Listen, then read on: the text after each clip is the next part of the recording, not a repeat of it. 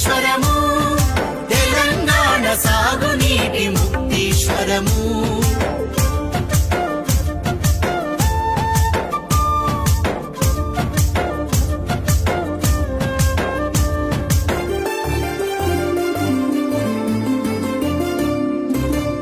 శివుని అభిషేకపు జలమే జీవధారలై కాళేశ్వర ప్రాజెక్టులు హరహరయని పొంగగా